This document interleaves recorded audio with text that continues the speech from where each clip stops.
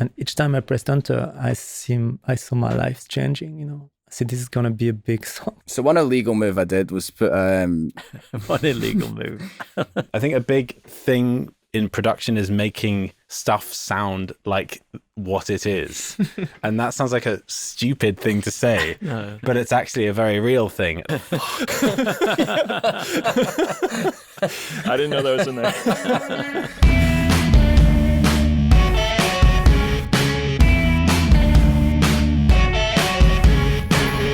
We've got an exciting festive announcement. The Ultimate Studio Giveaway has returned. One winner will walk away with an incredible prize list. For more details and to be in with a chance to win the bundle, all you have to do is head over to the Take Notes Patreon page at patreon.com/Take Notes, sign up for free, and comment who you'd like to see on the podcast on the top pinned post. The competition will remain open until the 7th of January, at which point a winner will be drawn. Good luck. We enjoy making our own samples, and actually it's a good segue to talk just briefly about something we do, and we did at the start of this record, and we've always done it with Jack Sibley again, is we like self-label them sound harvests. And what we do is we get together normally with a few beers, and we just get really, really experimental in the studio, and we create long recordings of the weirdest like signal paths we can think of, and we basically create our own sample library. And the whole time we're doing it, all the gains are up high, so there's noise on everything. We're even at times we'll put a mic in the room and we'll just like jingle stuff on like a table or keys or whatever, or tickle piano keys really lightly. We make everything sound really tactile and really sampled, like it's a old record or field recording. Yeah. But it's all of our synths and it's all of our like melody choices. It's things we would do on an instrument. And it'll be like, right, let's pick one. We start with one instrument. Like, let's go with the Juno. We'll spend an hour, 2 hours running the Juno through pedals, through different processes, miking it, putting it through a guitar amp, then reprocessing that. And each time switching who's playing, just doing bass stuff or lead parts. And then we just create hours and hours and hours of recordings. And then we resample those bits. That's also a good example just there of, how we just like to make things feel sampled, and we'll throw in little details and sounds and textures. Can you play that again? Yeah, sure. So that... Like Chris said, he was talking about a vocal part, but then that was the approach to make it sound right, was adding all those bits in. Yeah. It's almost like the artifacts you hear from a sample, bits that are still left on the record that you couldn't EQ out or cut out. Yeah. But they're all your own creations. No, I love this. This is great. So like initially it was just my vocal and then a sample of some voices. But then even then there's some reverse stuff in there. Yeah. Even in its basic form. And then there's, just to say, each track's got about 500 channels in it. They're a nightmare to get your head around. Yeah. When we're writing a tune and they're in the more earlier, less refined stages, we'll kind of fill every gap. Like, we'll get bored of a section. Like Black Oak's a good example. Like, that used to have an intro that was 16 or 32 bars longer, and each section had a little synth part and then a bell and then like little melody and like, but that's kind of the way when we're listening back to stuff, because we sit with these demos for so long, we start to really notice where there's space, and then we'll be like, let's put something in there, and they end up getting built up with those kind of, we call them silver sounds. They're like our little silvery sounds. They're not the main thing, but they help it shine and sparkle. And a lot of it gets culled back until the point where the parts that are in there are only the ones that we feel, after listening over and over again, really need to be in there. But the way they go in is very different. It could be from the sound harvest, it could be samples, it could be little mistakes. All sorts of things. So I've got certain drums that I do enjoy. A lot of these are just in my personal kit that I've made, so I think a lot of them I did make, but there are certain drums that I really like. I think RX5, a drum machine called RX5, I think is one that I really think sounds fantastic. It really has that the sound of like a kind of like a perfectly badly sampled version of whatever drum it is. I think a big thing in production is making stuff sound like what it is. And that sounds like a stupid thing to say, but it's actually a very real thing. Like, it's very easy, like if you put an EQ on something, that like that a vocal will end up sounding like just sort of a sound that that you can take the character out of something. And having and the RX5 almost is like almost like a cartoony version of what each of the drums, and I do enjoy that sometimes, but didn't use it on this. I used the drums that I made myself. I needed a track to take me from 160 BPM to 120 BPM in a DJ set, because it's easier to get up there and make, you know, the energy goes up, but to bring the energy down is harder, and sometimes you lose the crowd a bit. And I wanted to find a beautiful, elegant way of doing that. So that main idea behind this track is this just simple synth that is just one note drone thing that is technically at 160 BPM. But if you were to play that, change the tempo but not change that stem to 120, then it syncopates it in a different way. So currently it's on the 1, 2, 3, 4, and at 120 it becomes syncopated. Yeah. So I wanted to do that and make this transition in the middle, kind of the bit where you can't tell whether it's 160 or 120. Yeah. And it sort of morphs, and there's parts underneath that are like bits of drums that are going at 160 and other bits of drums and synth that are going at 120, and they all kind of glide over each other. Yeah. And then I had this just Logic bass plugin, like one of the most basic things, keeping the sort of 160-ness of it under that, which then kind of turns into triplets when you start to lose what tempo it is. And as it goes subby and up top, you kind of lose that as well. I was always trying to mess with perception of like where you're at in this part. Yeah. I've tried for ages to make it the drop into 120 happen in a way that was very obvious, all the tricks that I was doing. But what worked best was just stopping everything and making like a classic like moment pause and everything coming in. So that's what I ended up doing. Breathe in and let it go.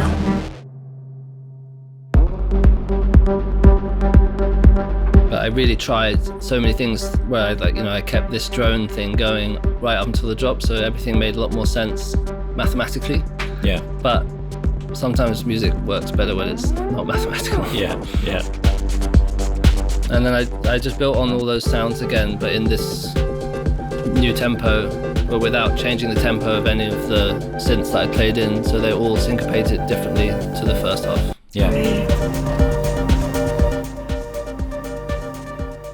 I just recorded some of the rain outside of the studio, and we then like found a note, or I'll play one after the other, just using Pro Q, just finding.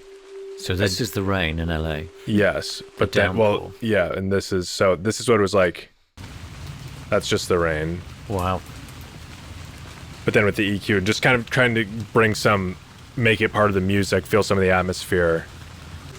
Just cranking whatever frequency this is, 390, which is like G4 on the keyboard, and then again, and then thinning it out a bit, and putting some velocity on it to kind of make it crunchier. Just having that like droning note throughout the song, and then harmonizing it with more rain, repitched. Just getting to embed a little memory or something. Yeah. Hey? Just sounds like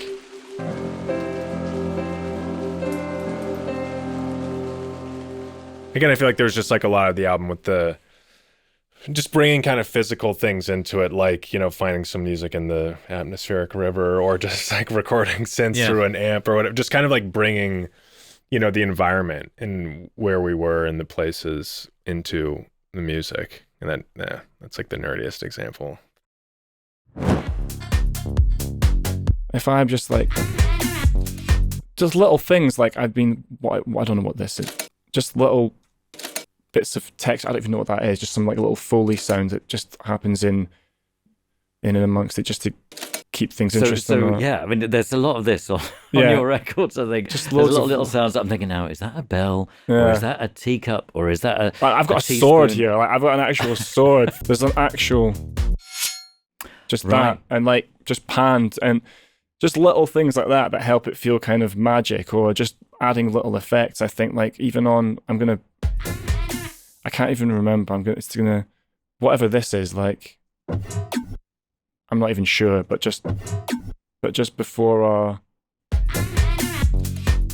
like messing with dynamics and chops and stuff, just because I think I knew that this section at the start was like, I knew that once you got to the core of the main bit of the tune, it's like when everything's in and it's got its energy, that's fine. They're going to be attentive then, right? It's like, this is the bit that you've been waiting for. So how do you keep people engaged before that in the build up when you kind of need to have that space? You know, it's like the tension and release. You need that space before to create that energy when it drops. So how do you keep attention in that bit when there's a bit less going on? It's just through little things like this that just keep you, oh, what's that?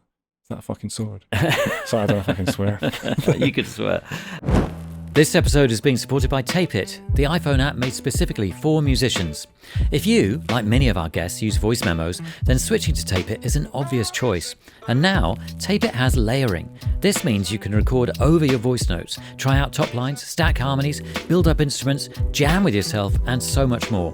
Layering is such an exciting addition to Tape It's long list of features to help you stay creative and organized, including the ability to record straight from your lock screen, set markers, add notes, and add photos of settings. You can easily import your old voice notes, sync to the cloud, and create shared playlists with co-writers and bandmates. So, head to the link below to install Tape It and use the promo code TAPENOTES to receive a whopping 20% off Tape It Pro. And now, back to the episode. Our friend Wes, who played drums on this song, did this. Me and him both did like a scream track, which I had never done. I listened to like Phoebe Bridgers' most recent album, I think, and she does that great scream.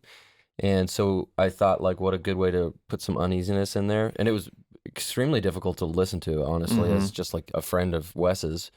But we can ISO those. Yeah, it's extremely difficult to listen to. So let's show you what it sounds like. It's kind of great. I think it's pretty. It was very unhinged in a great way, though.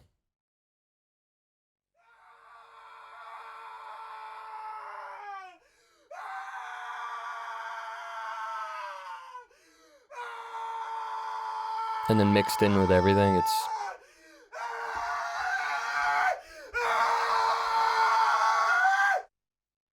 Yeah. Yeah, I think you hear me say, fuck. I didn't know that was in there. Can we hear it in context then? Yeah. But Wes was actually, I think we did this with the room mics in the live room, and he was running through the room so you can hear it get louder. So he's actually, kind of buried. You're just gonna let fear take that. You're just gonna let fear take that. You're just gonna let fear take that. You're just gonna let fear take that. Back in the show. Wow. I wish I could remember which great producer said this so I could give them credit, but somebody basically was like, if you're going to play every instrument on something, you better be careful to not just have the same idea 5 times. And sometimes that can be okay, but I really was like, that really hit me of like, when I am the person playing a bunch of different parts, I really try my best to not sort of do like, I'm going to do the same rhythm on these 3 instruments. I'm going to try to do counterpoints. And that is just happening automatically. If it's like my brain playing the CP80 and then Ricky playing the bass and David playing the drums, like those are 3 really different ideas all forming the same thing. It's really the best part about writing songs with Ash is like both of our sensibilities colliding and making a new thing that neither one of us would have made without the other person, which I think this song particularly is like a good example of like, we've talked a lot about the lyrical component of it, but like would never have gotten to this place and that place and then the third place without the sort of conversation of it. This began on the piano.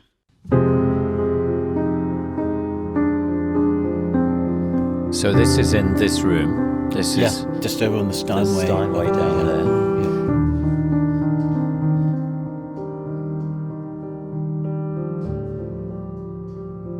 So we put the song down like that as the kind of duet in the room. And then I was saying to Fraser, like, actually, is there a way,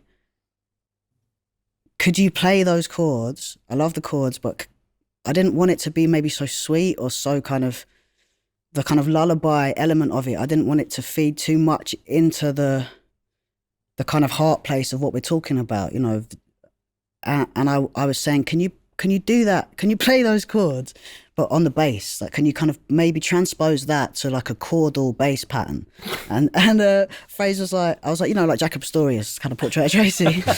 And no problem. Fraser's like, he got stuck into it, and then he stopped himself. He looked up at me. I remember we were just sat here. He looked up from over the bass. He was like, just so you know, bass is like my fifth instrument, and Jacob Astorius is like the best bassist in the world. So what you're asking for, I'm gonna do it, but like, just so you know. And I was like, Fraser, you could do this. Like, you could definitely do this. Like, because to me, Fraser's like Superman, could do anything. Yeah. And then I hadn't really realised it was a big ask, but Fraser's like, okay, I just got stuck in, and then. And so then what I wanted was, I wanted it to feel like the dawn was coming, you know, the sun was coming up throughout the song. So I wanted those piano chords to be like the sunlight coming, but I knew that we had to start in the night. And for me, like that kind of chordal bass, that's nighttime.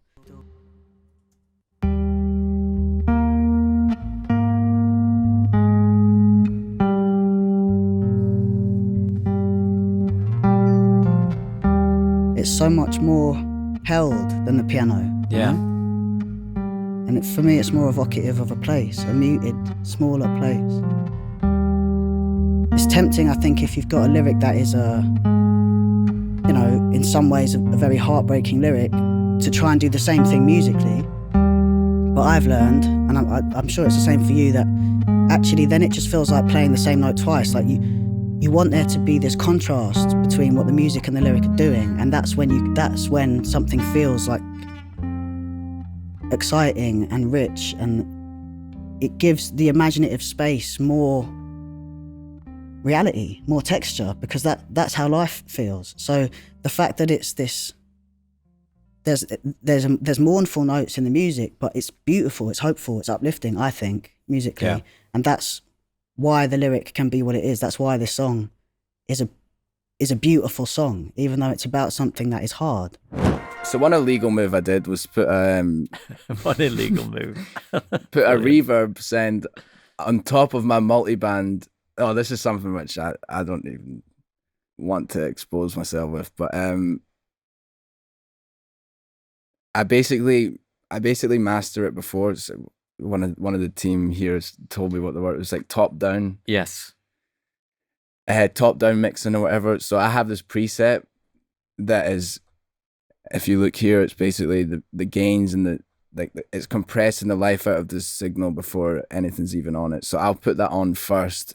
It's almost the default setting, so I'll put it on, and then kind of mix into that. So basically, what you'll notice after this is that if I'm recording vocals, this one here is very quiet on the mixer, but these ones here, I basically can't see the waveform because it's so small. Because it has to be so small, because again, it's back to the thing we're talking about with Toro. It's like, this is what I've been doing since I was 16, learning about mix and mastering and wanting it to be loud. I basically came up with this preset, and it's slightly evolved since then, but I've had this preset, and I've just basically always brought things in really quiet so that I can have this boost. So what it would do for me is if a sound wasn't really meshing well, I wouldn't spend too much time tweaking it, because I kind of knew that this sounded good as a preset. So this is some kind of compression I setting. could feel judgment when I speak. When I'm saying all this no stuff. judgment at all. But this Not is- from you, yeah. from like whoever's listening to this. Like you're great. It's not you. It's like, I shouldn't be doing this. I know I shouldn't be doing this. But this is some kind of compression setting that you would apply so that to boost the signal. Yeah, to so boost it. it's a multiband as well, so Yeah. it gives you this kind of pump thing. And then on top of that, so I start with the multiband. We need to hear these stages, I think. Do you want to hear? Yeah, I'll yeah, show it. This yeah. is going to be really funny. I'll show you what the song sounds like, the intro, without any of this on.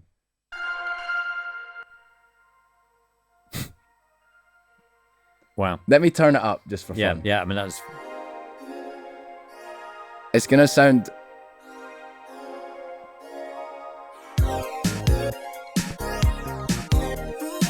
It's very like. still sounds good. And then It sounds a bit more like a song you'd hear at like a supermarket in the Right. 80s, rather than in the club. But that's the thing as well. That's why it's like, that's another reason why I've kind of stuck by it, because I feel like mastering, I mean, even if I turn on, that's it with just the multiband, and it's still got this dynamic range, which I don't really like. I want it to be like crunch, sausage, squash. Yeah. Extremely fun bit about it is when I'm recording my own vocals, it sounds like the end product. Right. Which is the main reason why I think I do it, because I'm not losing any like real time interaction with it. I think that's why I'd gravitate towards it for the most part, is because I want to feel like if I'm recording something, or even if I'm writing it, I kind of want to feel like this is me performing it live and like actually like in the song as much as possible. That's also why I use headphones a lot. I don't I'll listen to speakers afterwards, but I'll always make songs with headphones because I want it to be like, I don't know what that says about me, but I want it like like as loud and obnoxiously in my face as possible. This is the original voice. Sexy boy. And then when you put the Leslie on it, it does that. Sexy boy. So the same thing as a talk box. Everybody thinks it's a vocoder, but it's a voice going through a Leslie. Right. And so we had this track in the studio, and then there was this organ, like there's here like a Hammond organ with a cabin Leslie, and there was this pedal called the combo pedal. And I asked the assistant, "What's this pedal?" And he said, "Well, it's a pedal. You can plug everything in the Leslie, because the Leslie the plug is to plug into a Hammond organ. But if you want to put something else in the Leslie, it's a speaker that turns very fast, so you use that pedal." I said, "Really?" So I took the vocals of the chorus, "Sexy Boy," and I sampled it in my Akai S1000, and then I had and then we put a cable out of the in France we say a jack. Do you say a jack? Yeah. We put a jack out of the sampler and we put in the combo pedal, then in the Leslie. Suddenly I heard the song of the vocals in the Leslie, and we all look at each other, like JB, me, and Alf, the sound engineer, and wow! And that's changed everything. And so we bring back the track from the beginning and say, okay, record. And then each chorus I was pressing enter on the S1000. And each time I pressed enter, I saw my life changing, I said, this is going to be a big song. And each chorus, each time I was pushing on with the finger, I could see success. I could see millions of albums selling. I could see my dream as a child becoming true. Every fucking chorus. Sorry, I said that. I was swearing. And then it was finished, and it was 11 or midnight. And I walked out the door of the studio, and I went to pick up my girlfriend. She was a waitress in a restaurant. And I crossed the river, the Seine, and it was raining, and I was watching Paris. And I was saying, oh my God, my life will never be the same anymore. And then I had this moment in my life, and that just because we saw that pedal in the studio, Yeah.